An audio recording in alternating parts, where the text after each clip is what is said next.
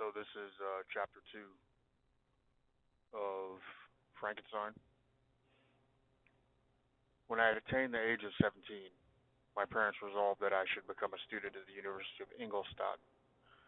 I had hitherto attended the schools of Geneva, but my father thought it necessary for the completion of my education that I should be made acquainted with other customs than those of my native country. My departure was therefore fixed at an early date, but before the day resolved upon could arrive, the first misfortune of my life occurred, an omen, as it were, of my future misery. Elizabeth had caught the scarlet fever, but her illness was not severe, and she quickly recovered. During her confinement, many arguments had been urged to persuade my mother to refrain from attending upon her. She had, at first, yielded to our entreaties, but when she heard that her favorite was recovering, she could no longer debar herself from society, and entered her chamber long before the danger of infection was past.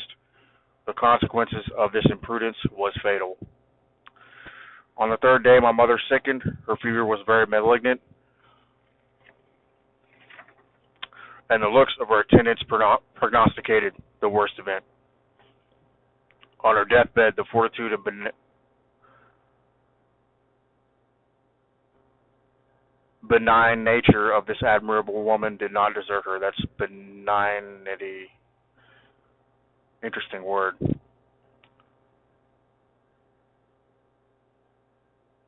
Some of these, so whenever you read something, it's not really as much of a problem for a book that's written in the 19th century, but the further back you go, the more archaic the language gets. We don't use that. Nobody uses that word anymore. Well, I'm American, so, I mean, who knows what they do in England. I mean, I don't know. She joined the hands of Elizabeth and myself. My children, she said, my firmest hopes of future happiness were placed upon the prospect of your union. This expectation will now be a consolation of your father. Elizabeth, my love, you must supply my place with your younger cousins.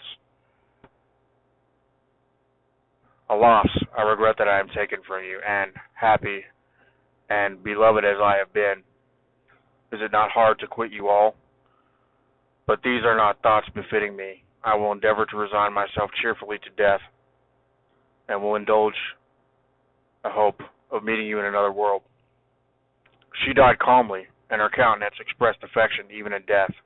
I need not describe the feelings of those whose dearest ties are rent by the most irreparable evil, the void that presents itself to the soul, and the despair that is exhibited on the countenance.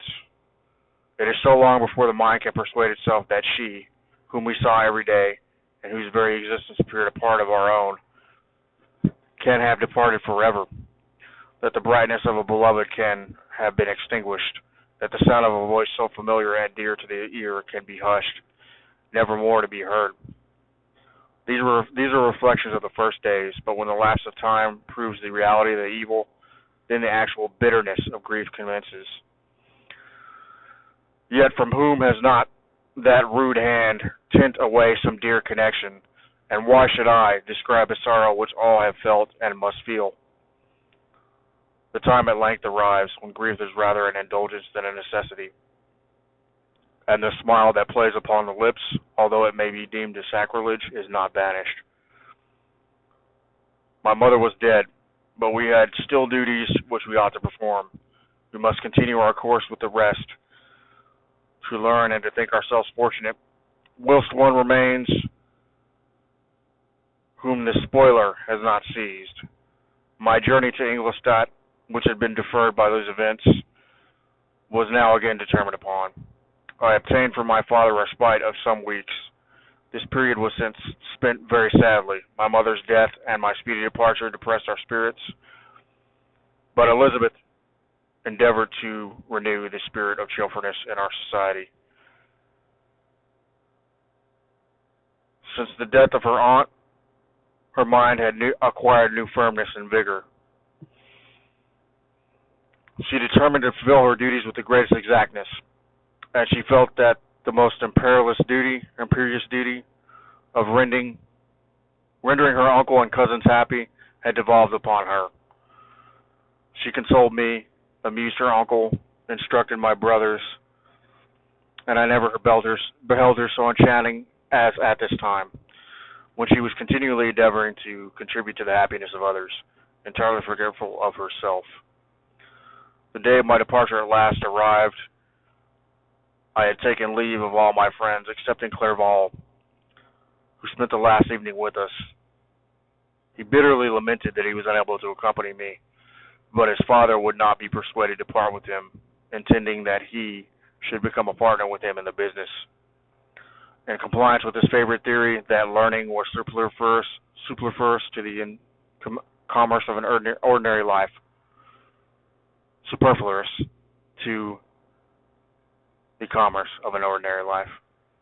Henry had a refined mind. He had no desire to be idle, and was well pleased to become his father's partner. But he believed that a man might be a very good trader and yet possess a cultivated understanding.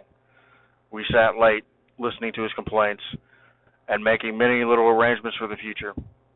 The next morning, early, I departed. Tears gushed from the eyes of Elizabeth. They proceeded partly from sorrow at my departure, and partly because she reflected that the same journey was to have taken place 3 months before, when a mother's blessing would have accompanied me. I threw myself into the chase that was to convey me away, and indulged in the most melancholy reflections. I, who had ever been surrounded by amiable companions, continually engaged in endeavoring to bestow mutual pleasure, I was now alone. In the university whither I was going, I must form my own friends and be my own protector. My life had hitherto been remarkably secluded and domestic, and this had given me invincible repugnance to new countenances. I loved my brothers, Elizabeth and Clerval. These were the old, familiar faces, but I believed myself totally unfitted for the company of strangers. Such were my reflections as I commenced my journey. But as I proceeded, my spirits and hopes rose. I ardently desired the acquisition of knowledge. I had often, when at home, thought it hard to remain during my youth cooped up in one place, and had longed to enter the world and to take my station among other human beings. Now my desires were complied with, and it would, indeed, have been folly to repent.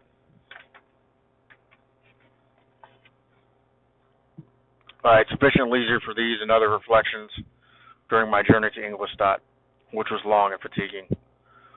At length, the high white steeple of the town met my eyes. I alighted and was conducted to my solitary apartment to spend the evening as I pleased. The next morning, I delivered my letters of introduction and paid a visit to some of the principal professors, among others to M. Crimp, the professor of natural philosophy. He received me with politeness and asked me several questions concerning my progress in the different branches of science appertaining to natural philosophy. I mentioned, as it were, with fear and trembling, the only authors I had ever read upon the subjects. The professor stated, "Have you," he said, "really spent all that time studying nonsense?" I replied in the affirmative. "Every minute," continued M. Crimp with warmth. "Every instant that you've wasted on those books is utterly, entirely lost. You have burdened your memory with exploded systems and useless names. Good God, in what desert land have you lived where no one was kind enough to inform you that these fancies which you have so greedily imbibed are 1,000 years old, and as musty as they are ancient? I little expected in this enlightened and scientific age to find a disciple of Albertus Magnus and Paracelsus. My dear sir, you must begin your studies entirely anew."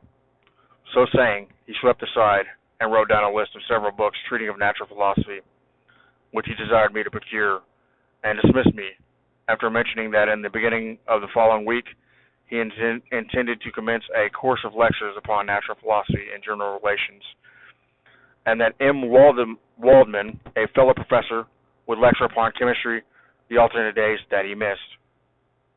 When I returned home, not disappointed, for I long considered these authors useless whom the professor had so strongly reprobated, but I did not feel much inclined to study the books which I procured at his recommendation. M. Kemp was a little squat man with a gruff voice and repulsive countenance. The teacher, therefore, did not prepossess me in favor of his doctrines. Besides, I had contempt for the uses of modern natural philosophy. I was different. It was different when the masters of science taught immortality and power. Such views, although futile, were grand. But now the scene has changed. The ambition of the inquirer seemed to limit itself to the annihilation of these visions on which my interest in science was chiefly founded. I was required to exchange chimeras of boundless grandeur for realities of little worth. Such were my reflections during the first 2 or 3 days spent almost in solitude. But as the ensuing week commenced, I thought of the information which Crimp had given me concerning the lectures, and although I could not consent to go and hear the little conceited fellow deliver sentences out of a pulpit, I recollected what he had said of M. Waldman, whom I had never seen, and who had hitherto been out of town. Partly from curiosity and partly from idleness, I went to the lecturing room, which M. Waldman entered shortly thereafter. The professor was unlike his colleague. He appeared about 50 years of age, but with an aspect expressive of the greatest benevolence. A few gray hairs covered his temples, but those at the back of his head were nearly black. His person was short, but remarkably erect, and his voice the sweetest I had ever heard. He began his lecture by a recapitulation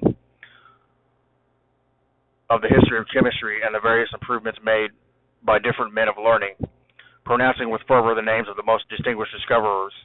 He took a cursory review of the present state of science and explained many of its elementary terms. After having made a few peremptory statements, he concluded with a panegyric upon modern chemistry, the terms of which I shall never forget. The ancient teachers of this science, said he, promised impossibilities and performed nothing. The modern masters promise very little. They know that metals cannot be transmuted, and the elixir of life is a chimera. But these philosophers, whose hands seem only to dabble in dirt, and their eyes to pore over microscope or crucible, have indeed performed miracles. They penetrate into the recesses of nature, and show how she works in her hiding places. They ascend to the heavens. They have discovered how the blood circulates and the nature of the air we breathe. They have acquired new and almost unlimited powers.